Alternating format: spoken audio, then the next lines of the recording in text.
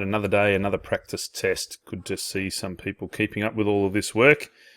I know it's a bit challenging, but you're doing a good job. No one came for me at lunchtime today, so I assume we're all going pretty well. Don't forget, if you want to see me tomorrow, just come and find me. Rightio, here we go. Test C. And I'll do the multi-choice questions in this first video. So an algebraic expression that represents 7 less than triple x. Well, triple x is obviously 3 times x, 7 less than that. I've got to subtract 7. So we want to have something like 3x minus 7. There we go, pretty easy. Question 2. $200 is shared equally among n people. Find an expression for the amount 3 people will receive. So each person gets 200 divided by n. That's 200 shared equally among n people. That's each person's. Like if we want to know how much 3 people receive, it's going to be 3 times that much, 3 times whatever one person gets. So that's going to be 600 divided by n. Remember, multiplying fractions, top number times top number, bottom times bottom. 600 over n, so it's answer E. Next one, we've got a equals 6, b equals negative 3, c equals 2, and I've got to do a squared divided by b cubed minus c. So a squared, that's 6 squared. B cubed is negative 3 to the power of 3 cubed, and then minus, rightio, so 6 squared is 36. Negative 3 cubed, so negative 3 times negative 3, that gives me positive 9. Then I've got to times it by negative 3 again, so that's going to be a positive times a negative is a negative. 9 times 3 is 27. And here I've got minus 2. Nearly there now. What number goes into 36 and 27? Of course it's 9, so this is now 4 over negative 3 minus another 2. Negatives on the bottom are really annoying. Let's move it to the top. It's the same as negative 4 divided by 3. It doesn't matter where the negative is as long as I've got only one. And then negative 2, if I wanted to write that in terms of thirds, that would be negative 6 thirds. Oh, negative 4, take away another 6. That's negative 10 over 3. That's probably a little bit harder than you're going to get on your exam, but there's one you can do. And if we go over here and have a look for it, can't actually even see an answer that matches up with that. So that's very interesting, isn't it? Let's have a look again. A squared, well, that's 6 squared is 36. B is negative 3. When I cube that, yes, I get negative 27. And C is 2, so minus 2. So I've got negative 4 thirds minus 6 thirds, negative 10 thirds. They don't have anything that looks like that. What else have they got? It's not that. We made it over 27. I can see they've got some things. Oh, look at that one. They weren't very good. They didn't simplify their fractions. If I times this by 9 over 9, I'll get negative 90 over 27, and that'll be the right answer. But that's a little bit slack of them. Now, again, that's probably a bit harder than you'd expect in your exam. It's a, if you don't have a calculator, I wouldn't be expecting to get something that difficult at all. The inequality representing the x values on the number line below. So this is nice. 7 shaded in means it includes 7. Here's a circle. Now, they haven't actually told me this is x values on the number line. They should really label those values as x. Let's do that anyway. And here, an open circle means it doesn't include that value. So it's just a greater than or less than sign. Now, I want the ones in between. So I want all the values that x is greater than or equal to 7. So x has to be at the bigger end or equal to 7. Looks like this one so far. And then less than 9. Well, it's definitely right, isn't it? It's greater than or equal to 7, but it's still less than 9. That's the one we wanted. Question 5. Remember, pause the video, double check it, go back over the little bits if I go a little bit too quickly for you. Which of the following does not satisfy the inequality? So, you can either substitute them in and figure out which one works, or we can actually solve the inequality, can't we? So here I've got 1 minus 2x is less than 9. If I subtract 1 from each side, I've got negative 2x is less than 8.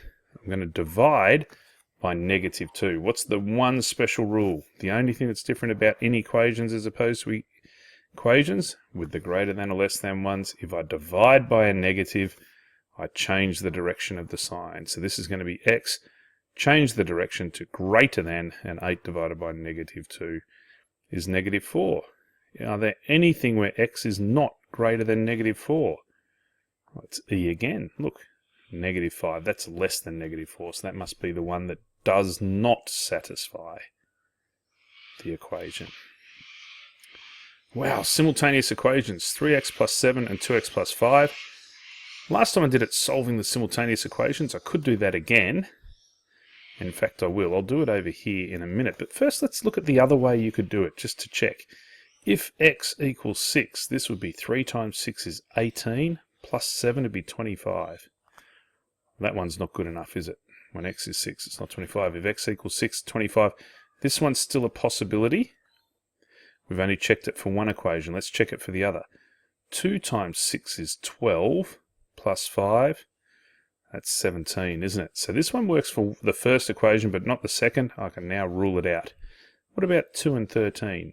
3 times 2 is 6, plus 7, that's 13. That works for the first one. 2 times 2 is 4, plus 5 is 9. Didn't work for that one. No good. 3 times negative 2 is negative 6, plus 7. Negative 6 plus 7 would give me 1. So negative 2 and 1 work for the first equation. What about the second one? 2 times negative 2 is negative 4, plus 5. That's 1. So that's the one you want. So you can do it just by substituting in the values and find the values for x and y that work for both equations. Just to confirm, if I stuck these last two numbers in, if I stick 2 in, 3 2s is 6, plus 7, well, that's 13, not 9, so I know that one's wrong. So that's the answer I should get. Let's see if we can do it using our actual method of substitution. So I'm going to call this one equation 1, this one equation 2. I'm going to say let y equal 3x plus 7. I'm going to take that first expression and put it into equation number 2. With this one, you could choose either one to put into the other equation. What happens now? Equation 2 becomes 3x plus 7 equals 2x plus 5. I want to get my x's together on the same side. I've got them on both sides. This side's got more of them, so I'm going to get rid of them from that right-hand side. The opposite of having 2x, take away 2x. Get rid of it. If I'm putting my x's on the left, what do I want to do? I want to get rid of those numbers from the left. So that plus 7, I've got to do the inverse of that. Subtract 7. Keeping your stuff all nice in a line, making it easy, keeping your working set out. 3x minus 2x gives me just 1x left over, so I just write x. The 7 and negative 7 cancel, we knew they would. 2x and the negative 2x cancel, we chose that so they would. 5 minus 7, negative 2. I haven't finished yet, I've got the x value. What's the y value? So I substitute that value, so I'm going to say sub x equals negative 2, and I can choose either equation. This one I'm multiplying by a smaller number, so I'll do that. Sub x equals negative 2 into equation 2. Therefore, equation 2 gives me y equals 2 times negative 2 plus 5.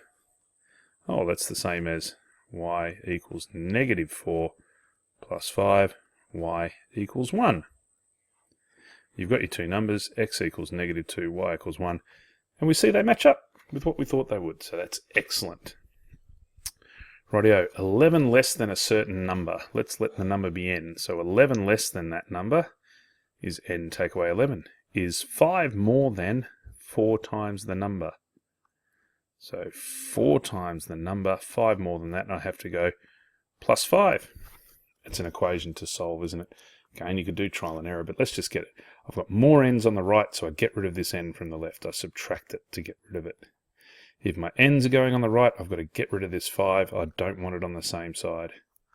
So I subtract 5. Let's find what the next line of our equation is. N minus n cancels. Negative 11, take away another 5. Negative 16. 4n. subtract one n, I've now got 3 n's. I don't want 3 n's though, I just want 1, don't I? So now I'd get rid of the 3. What's the opposite of multiplying? Divide. So therefore, negative 16 over 3 is what n is equal to. And we've got that right there. Letter A. Right here I've got just a rearranging an equation. Remember, it's just the same as solving. X plus cy equals b. And y equals c times x. What can I say in terms of these things? Whew. Let's replace y with c times x. I'm going to say let y equal cx in equation 1. This one's a bit trickier than you'll get in your exam, but it's still worth having a look. So when you've done the harder ones, getting to easier ones in the exam just makes your life nicer. So that's going to give me x plus c, replacing y with cx, equals b. Now I've got expressions for x equals or y equals. So let's see what happens if I try and get this as x equals. Well, that's x plus c squared times x equals b. How many x's have I got altogether? Well, here I've got 1, and there I've got c squared. So altogether I've got 1 plus c squared lots of x equals b. So x is equal to b over 1 plus c squared. Does that appear anywhere? X equals b over 1 plus c squared. Yeah, it does. That's going to be one of the right answers. They've also got an expression for y. I better just check and see what y equals. So I'm going to substitute that value that I've just got into the second equation. So let x equal b over 1 plus c squared in equation number 2. And just see what that gives me. So y equals c, and then I've got b over 1 plus c squared. Oh, so that's going to give me y equals bc over 1 plus c squared. Well, they've said it's c over 1 plus c squared, but we've got bc over 1 plus c squared. Not the same thing, so it's not going to be that one. Can't be 1 plus c squared and 1 plus c, so it's not that one, not that one, not that one. We've got our answer. All right, on to the next one. So we keep looking down, and there we go. Question 9 and question 10. Let's finish off the multi-choice questions. Whew. A equals 0.1, B equals negative 0.2, C equals 0.3. Then if C squared equals A squared minus B squared plus D, D is equal to. Well, for these ones, I would rearrange it first. Let's get D on its own, and then we'll substitute in numbers and figure out what it is. So to get D on its own, what do I need to get rid of? I need to get rid of the A squared, so I've got to subtract A squared to get rid of it from the right, which means I'm going to have to subtract A squared over there. And I've got to do the opposite of subtracting B squared, which is, of course, to add B squared. So I'm going to do that on the other side. What does that give me now? I've got C squared minus A squared plus B squared equals D. That's better, I can do that. C is 0.3, so I'm going to have 0.3 squared minus A is 0.1 squared, and B is negative 0.2 squared. Well, 0.3 times 0.3, remember you just do the numbers first. 3 3s are 9, and I've got to have 2 decimal places because altogether there were 2 numbers behind the decimal point. So 0.09, 0.1 squared, again 1 times 1 is 1, but there are 2 numbers behind the decimal point, so it's 0.09 minus 0.01 plus negative 0.2 but squared. When I square a negative number, it still ends up positive, so this is going to be plus 2 2s are 4, but it needs to be 2 decimal places, so 0.04. Again, you wouldn't be expecting to get that without a calculator. So anyway, we've got 0.09 plus 0.04 is 0.13 minus 0.01. 0.12 equals D. Must be letter E. Lucky last. Whoa, 2x plus 7 is less than 4 and 7 minus 2x is greater than 4.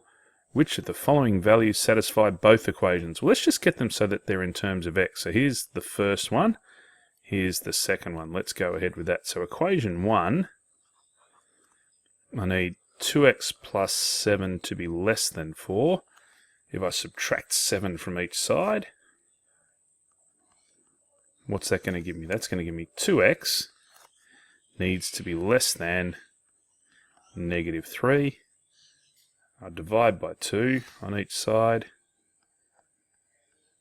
X needs to be less than negative 3 over 2. What's 3 over 2 again? I'll just do that in case you're not really sure. It's 1.5, isn't it? So x is less than negative 3 over 2. So that would be okay so far.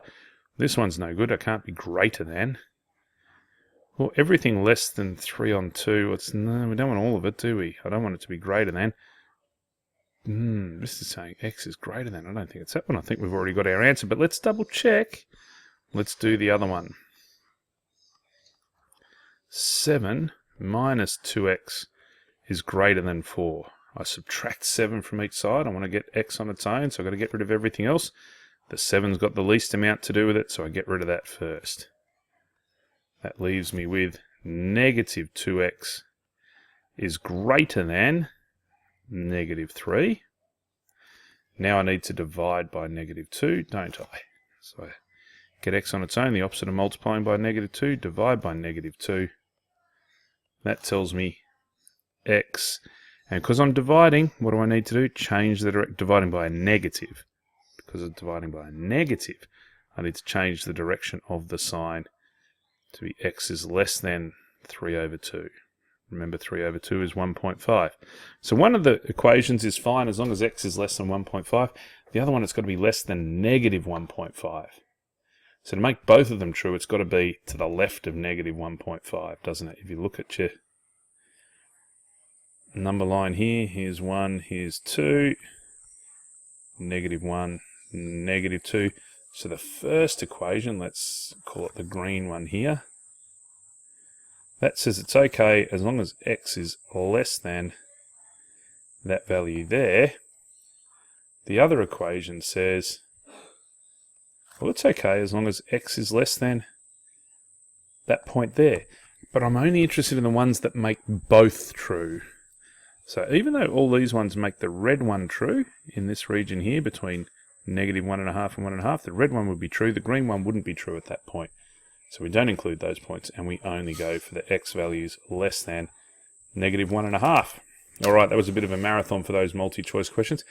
A couple of those are a little bit trickier than you would be expecting. I think, the first ones back here were probably a bit nicer. These ones aren't too bad. Good luck anyway. It's good to see some harder ones because then you'll be more confident to try the problem solving. As well, you can expect something a little bit easier in the exam, which should be nice. Keep up the hard work, guys. Bye.